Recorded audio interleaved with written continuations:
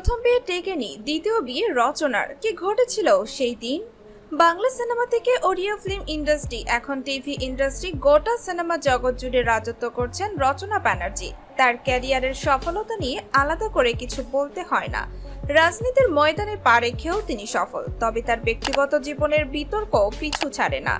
বিবাহিত জীবন সুখের হয়নি রচনার। রচনা ব্যানার্জি বিয়ে করেছিলেন ওড়িয়া ফিল্ম ইন্ডাস্ট্রিতে তার সহ অভিনেতা সিদ্ধান্ত মহাপাত্রকে, কিন্তু 1 বছরও টেকেনি সেই বিয়ে।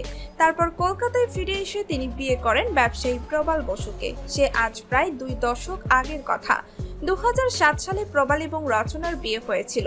বিয়ের মুহূর্তের কিছু ছবি এখন সোশ্যাল মিডিয়াতে ভাইরাল হয়েছে রচনা প্রবালের বিয়ের দিনের বিশেষ কিছু মুহূর্তের ছবি।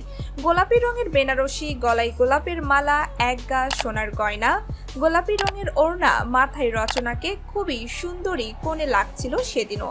তবে তার যে ছবিগুলো দেখা যাচ্ছে তাতে কিন্তু বিয়ের দিন বেশ সিরিয়াস দেখাচ্ছিল রচনাকে।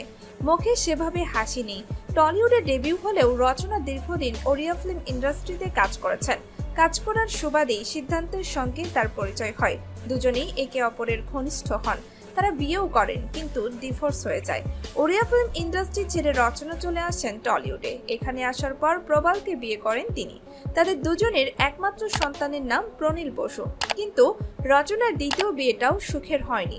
দর্শক বন্ধুরা, ভিডিওটি আপনার কাছে কেমন লেগেছে তা অবশ্যই কমেন্ট করে জানাবেন। ভিডিওটি ভালো লাগলে শেয়ার করে দিবেন। ধন্যবাদ।